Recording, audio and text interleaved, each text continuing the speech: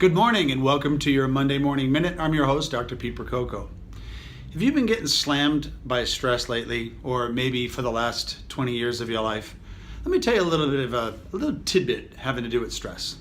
You see, stress we create in our mind. We formulate it on our own. We make determinations about things and then we worry and stress over it or have anxiety over it. That's what stress is. So you can't go to Amazon and buy stress. It doesn't exist there. You can't get it on the internet. You got to make it in your own head. If you're not making the stress in your head, then you ain't got no stress. But unfortunately, many people are dealing with it. So let me tell you something about what stress is, or what happens to your body when you're stressed out. When stress hits you, your brain begins to produce a cascade of hormones from your pituitary gland that run down into the middle of your body to these cool little glands sitting above your kidneys called adrenal glands. The adrenal glands then produce stress hormones. Stress hormones break down certain tissues in your body to make sugar and energy for your brain so that you can cope with the endless barrage of crap that you got to deal with every day. Now, stress doesn't mean that it's negative, that everything's bad in my life. More so that I just have a lot of things to get done, so you're always on a schedule. Of course, it could be that my life is terrible. Talk for another show. But generally speaking, people are just very busy and they have a lot on their plate at one time. So they need a lot of fuel in their brain to deal with it. So the excessive production of stress hormone based on our stressful life creates changes in our body that aren't good for us. You see, stress hormones get us all jacked up to deal with some sort of an event.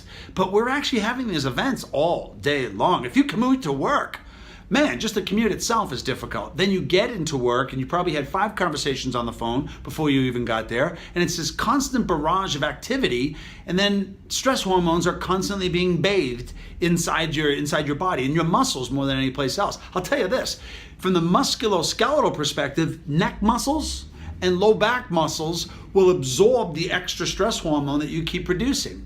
And that can really break those muscles down and cause neck and back pain. And of course, being a chiropractic neurologist, I see plenty of that and sure have for the last 30 years. Let me tell you something else really important about stress that you didn't know.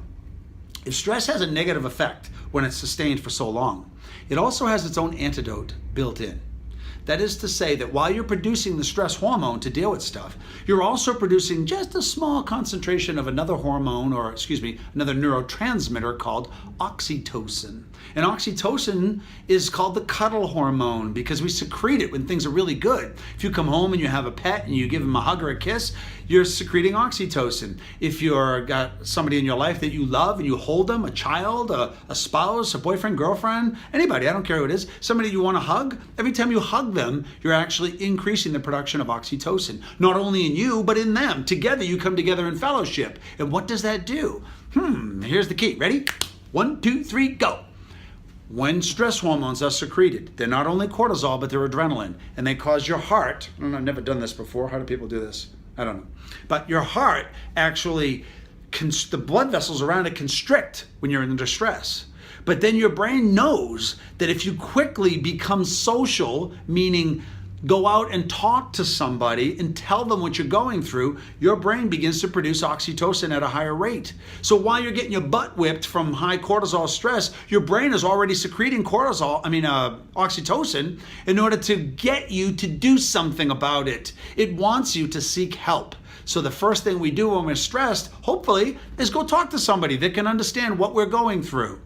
And if that doesn't work for you, then you can do the opposite of that, which is still the same result, which is go help somebody. Go find someone to help. When I say go find them, just get out of the house. Go to the grocery store. Some little old lady, she can't put all the groceries into her cart. Just happened to me the other day. She can't put the groceries in the cart. They're a little too heavy. Pick them up, put them in there for her, give her a little soft pat on the back and wish her a good evening. Hopefully she has a nice night. She's going to say, thank you so much. I appreciate it. What happened? Both of your oxytocin levels went up. And what does that mean for this thing, the heart?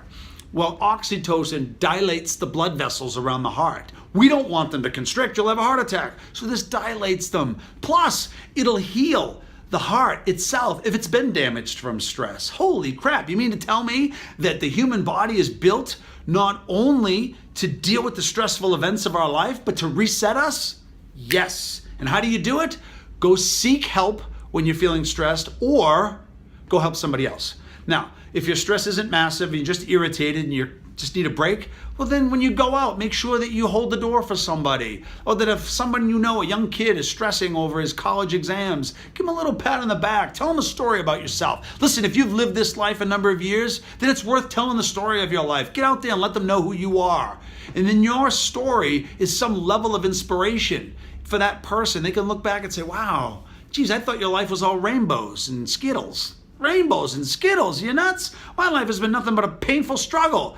But I'm happy, I'm joyful, and you need to know right now that the stress and the crap that you're dealing with, it won't last forever. The sun is always going to come up, even after the 5-day storm. It always is that way. So remember this going forward for the rest of your week.